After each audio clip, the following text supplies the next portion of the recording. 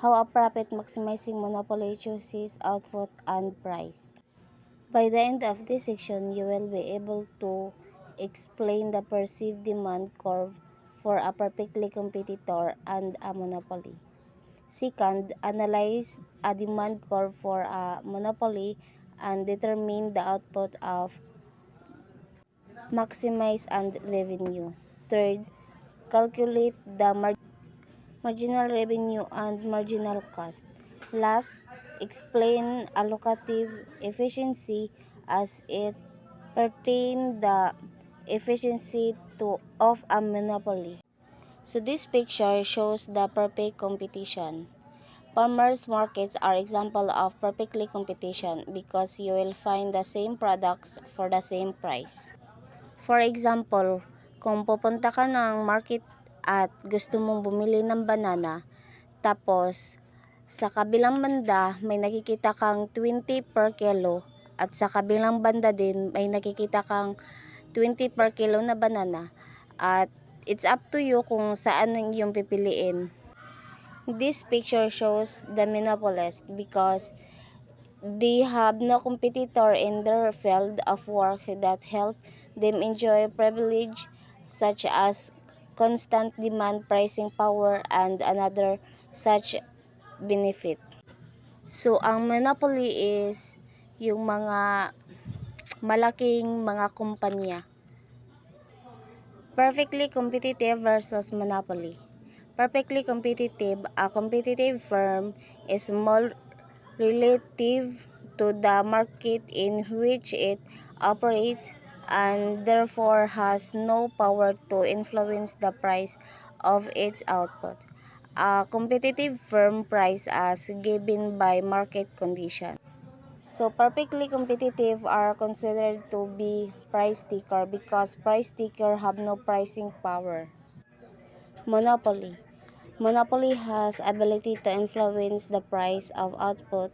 Monopoly can alter the price of its goods by adjusting the quantity it supplies in the market. So, ang monopoly kay siya lang man mag-isa, so depende niya lang kung mag-change by adjusting the quantity of supplies ba siya. So, a monopoly are considered to be price maker because the price maker have a market power to set their own prices. So, dito sa graph ay pinakita na ang perfect competitor is same price lang sila kahit bababa ang quantity at tataas man ang quantity. So, dito sa monopolist, kung ang quantity is low, so ang price ay tataas. At kung ang quantity is high, ang price naman ang bababa. Monopolist total cost and total revenue. Total cost. Total cost refers to the overall cost of production, which includes both fixed and variable component of the cost. Cost is described as the cost that is required to produce a product. Total cost have two components which are fixed cost and variable cost. So fixed cost, the cost that remains same irrespective of the number of units that are being produced.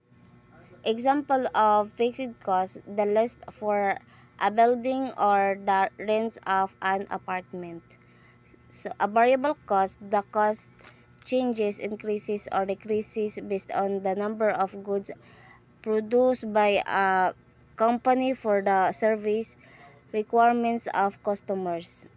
So, ang formula sa total cost is total cost plus equals TFC plus TVC. Total revenue. The total amount of money that a company earns through the selling of its goods and services over a time period, a day, week, month, or year. So the total revenue depends on the market where product are sold and produced. Ang formula sa total revenue is total revenue equals price times quantity. This is the table of Helpel. This table, makikita natin ang quantity, price, total revenue, and total cost. So, paano nga ba kukunin ang total revenue? So, sabi ko kanina na ang pagkuha ng total revenue is i-times lang ang quantity at price. For example, quantity 1 times 1,200 equals 1,200. That is a total revenue. Next is 2 times 1,100 equals 2,200. And third, 3 times 1,000 equals 3,000. So, ganyan lang ang pagkuha sa total revenue. Ang total cost naman is given na siya. So, this is the graph of HealthPel.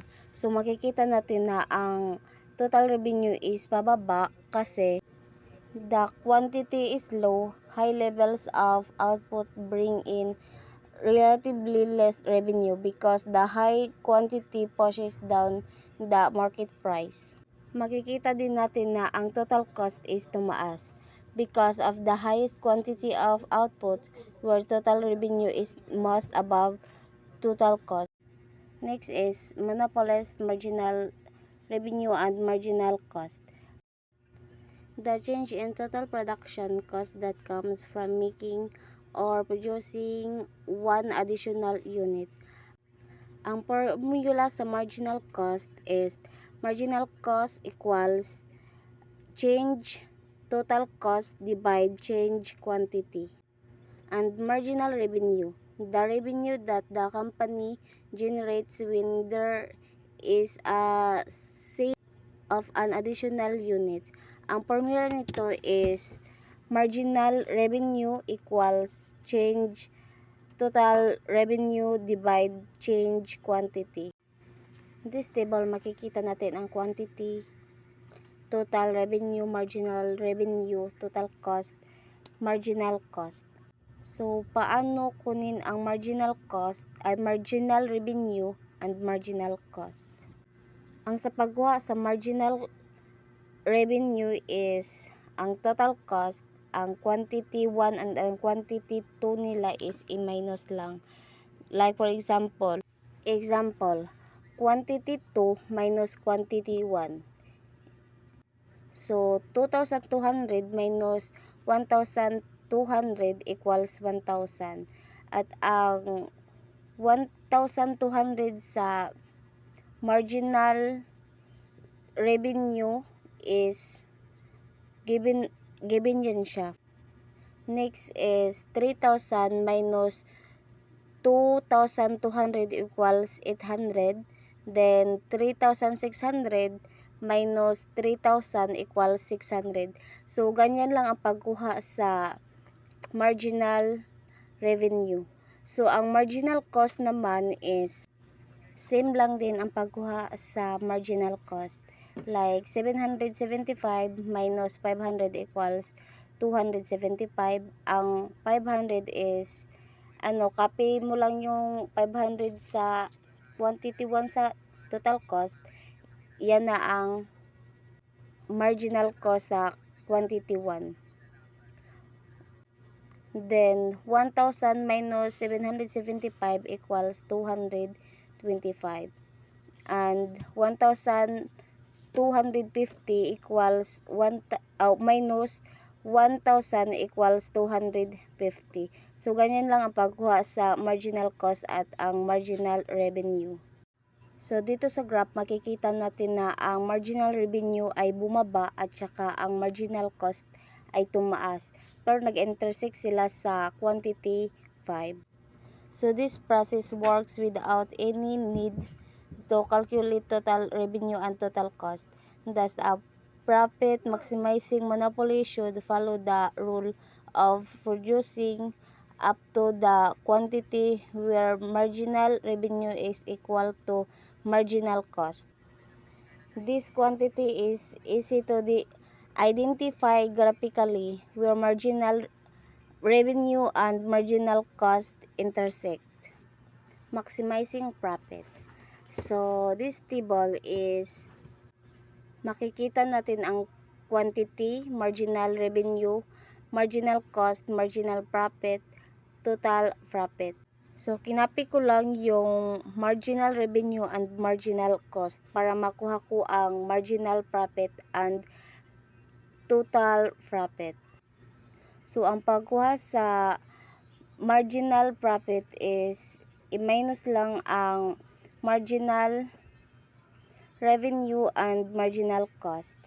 Like, 1,200 minus 500 equals 700. That is a marginal profit. Then, 1,000 minus 275 equals 725. Then, 800 minus 225 equals 575. So, ganyan lang ang pagkuha sa marginal profit. Then, ang sa total profit naman ay ang marginal profit na quantity 1 at quantity 2 is i-plus lang. Like, 725 plus 700 equals 1,425. Then, ang total profit is ipa-plus mo siya sa marginal. Like, 1,425 plus 575 equals 2,000. Then, 2,000 plus 350 equals 2,350. So, 2,350 plus 0 equals 2,350 pa din. So, ganyan lang ang pagkuha sa total profit.